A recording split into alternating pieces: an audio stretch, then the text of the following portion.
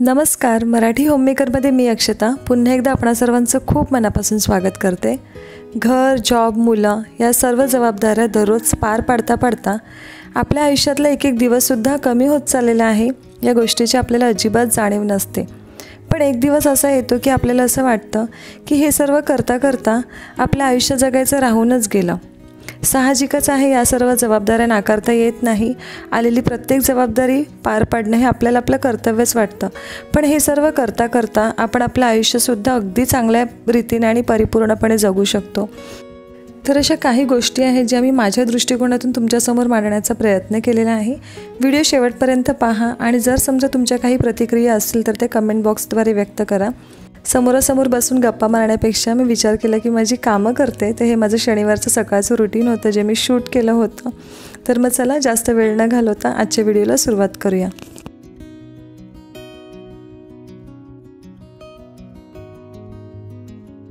तर सर्वात पहिली आणि महत्त्वाची गोष्ट ती म्हणजे आपल्या आयुष्यात थोड्याफार प्रमाणात तरी शिस्त असणं.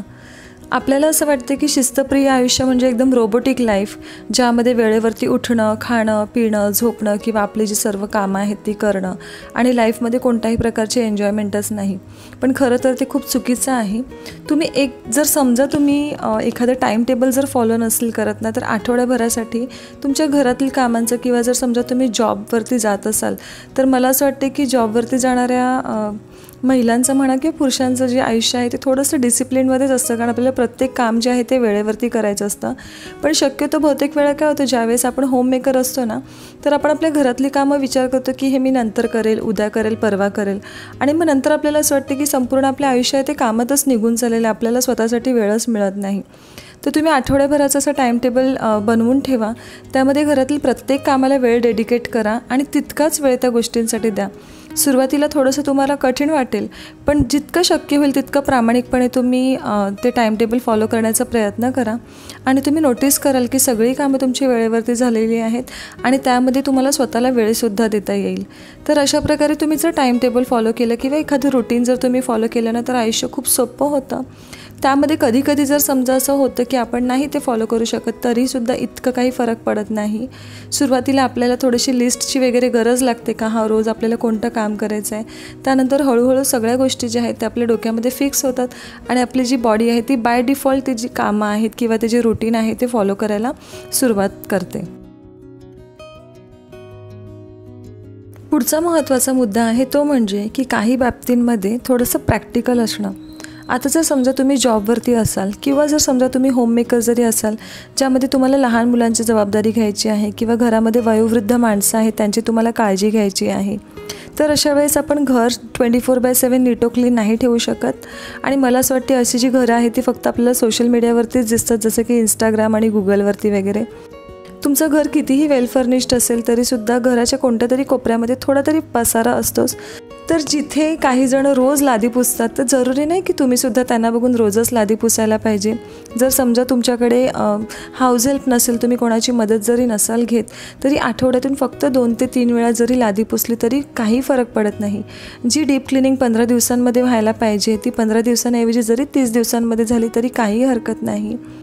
तुम्हाला जर असं वाटते की एखादं काम आहे जे मी स्किप करू शकते आणि त्याच्याऐवजी जर मी इतर कोणतं काम करू शकते ज्यामध्ये मला मुलांसोबत थोडासा वेळ घालवायचा आहे किंवा त्यांचा अभ्यास घ्यायचा असेल, तर साहजिकच आहे ते काम तुम्ही बाजूला ठेवून तुमच्या मुलांसोबतच नक्की वेळ घालवायला पाहिजे.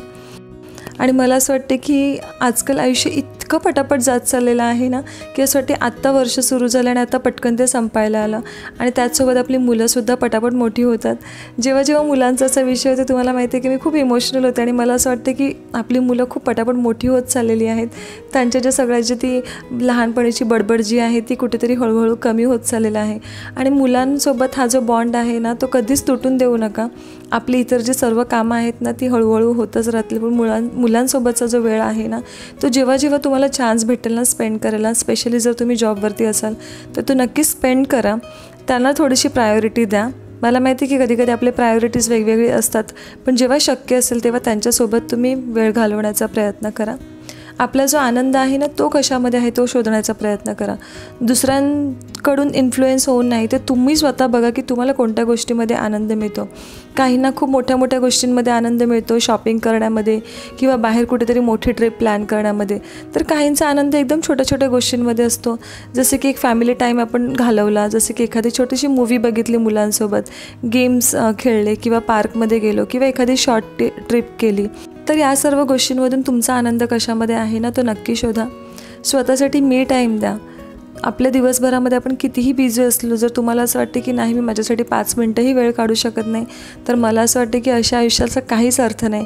त्यामुळे ॲटलिस्ट अर्धा तास तरी स्वतःसाठी वेळ काढा, ज्यामध्ये स्वतः शांत बसा आणि तुम्हाला जी गोष्ट आवडते ना ती तुम्ही करा. जर समजा तुम्हाला आठवड्याभरामध्ये अजिबात वेळ मिळत नसेल, तर विकेंडमधली जी सगळी कामं आहेत ना ती थोडीफार बाजूला ठेवा आणि स्वतःसाठी अर्धा तास किंवा 1 तास वेळ काढा. बाहेरून जेवण ऑर्डर करा, काहीच फरक पडत नाही जर आठवड्यातून एकदाचं समजा तुम्ही जेवण जर बाहेरून खाल्लं तर. कारण अशा भरपूर साऱ्या लेडीज आहेत जे जॉबसुद्धा करतात, घरसुद्धा सांभाळतात, ते पण सिंगल हँडेडली. इतर कोणाचीही मदत त्यांना मिळत नाही किंवा कधीकधी परिस्थिती अशी असते की ती इतरांची मदत घेऊ शकत नाही.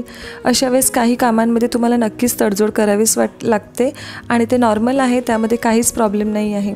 असं जरुरी नाही आहे की आपण प्रत्येक गोष्ट 100%, प्रत्येक जबाबदारी आपण 100%च पार पडू शकतं. एवढं परफेक्ट असं कोणच नाही आहे. आणि म्हणून मी एकदा एका व्हिडिओमध्ये तुम्हाला एक वाक्य सांगितलं होतं की it is completely perfect to be imperfect.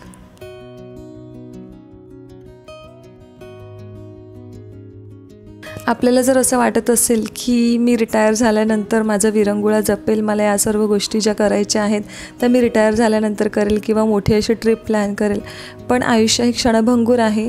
आज आहे, उद्या नाही आहोत, दुसऱ्या दिवशी लगेच काय होईल ते आपण सांगू नाही शकत.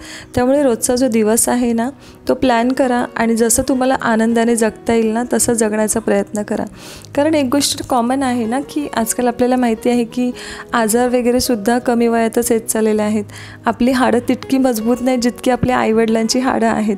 तर रिटायरमेंट येता येतं नक्की आपलं शरीर आपल्याला साथ देईल की नाही ते सुद्धा माहिती नाही. त्याच्यामुळे आता जेव्हा आपण यंग आहोत तर आपल्याला फिरण्याचा जर चान्स मिळत असेल तर नक्कीच वेळ काढून आपण फिरायला पाहिजे. मग त्याच्यासाठी फ्युचरची वाट का बघायची. याबाबतीत तुमचं काय मत आहे ना ते मला कमेंट करून नक्की सांगा. गुगलवरती ना एक दलाई लामा यांची खूप छान अशी कविता आहे. मी विचार केला की त्याचं ट्रान्सलेशन करून तुम्हाला सांगेल, पण नंतर असं वाटलं की तुम्हाला ते बोर होईल. तर तुम्हाला जर नक्की वाटलं ना तर ती कविता वाचा. त्याचं पाहिजे तर मी लिंक तुम्हाला डिस्क्रिप्शन बॉक्समध्ये देईल. त्यामध्ये त्यांनी खूप छान सांगितलेलं आहे की आत्ताचं जे आयुष्य आहे ना ते इतकं बिझी झालेलं आहे की आपण मोठी मोठी घरं बांधलेली आहेत, पण त्या घरामध्ये आपण इतके वेगवेगळे झालेले आहेत की आपल्याला एकमेकांना देण्यासाठी वेळ नाही आहेत. आणि त्याचसोबत घरं तुटत आहेत. तुम्हालासुद्धा जाणीव होतच असेल की डायव्होर्सचं जे प्रमाण आहे ते खूप वाढलेलं आहे. आणि या सगळ्यामध्ये जर कोणी सगळ्यात जास्त त्रास सहन करत असेल तर ती लहान मुलं असतात. त्यांच्या बालमनावरती या सर्व गोष्टींचा खूप परिणाम होतो. त्यामुळे पैसे कमवण्याच्या जबाबदाऱ्यांमध्ये किंवा घर किंवा इतर जबाबदाऱ्या सांभाळण्याच्या सर्व ओझ्याखाली तुम्ही आपले जे घरातले जे बॉन्ड आहेत ना, आपले कुटुंबातले जे बंध आहेत ना ते मजबूत करण्यावरती सुद्धा भर द्या. प्रायोरिटी ठरवा. तुम्ही नित्यनेमाने मुलांसोबत वेळ घालवता की नाही ते बघा. कारण कधी कधी काय असतं ना की आपण मुलांना त्यांच्या योग्य वयामध्ये जर त्यांना वेळ दिला नाही तर उद्या जेव्हा त्यांना म्हणजे आपल्याला जेव्हा त्यांची गरज असेल किंवा गरज नसेलसुद्धा तेव्हा ते आपल्यासाठी उभे राहणार नाही. किंवा ज्यावेळेस आपण फ्री असू आणि आपल्याला वाटेल की चला आपण आपल्या मुलांसोबत गप्पा मारूया तेव्हा त्यांच्याकडे वेळ नसेल. त्यामुळे जेव्हा जेव्हा शक्य असेल ना तेव्हा मुलांना तुम्ही तितकाच वेळ द्या. तर आजचा व्हिडिओ मी इथेच संपवते. खूप जास्त बडबड नाही करत आणि आय होप तुम्ही माझ्या बडबडीने बोर नसेल झालात. याच्यातला एक जरी मुद्दा जर तुम्हाला योग्य वाटला असेल तर प्लीज व्हिडिओला लाईक करा. आणि जर का चॅनलवरती नवीन असाल तर इतरही व्हिडिओज पहा आणि चॅनलला सबस्क्राईब करायला विसरू नका. आणि सोबतच तुमची याबाबत काय मतं आहेत ना ते कमेंट करून सांगायला विसरू नका. लवकरच भेटू एका नवीन व्हिडिओमध्ये. तोपर्यंत आपली काळजी घ्या. बाय.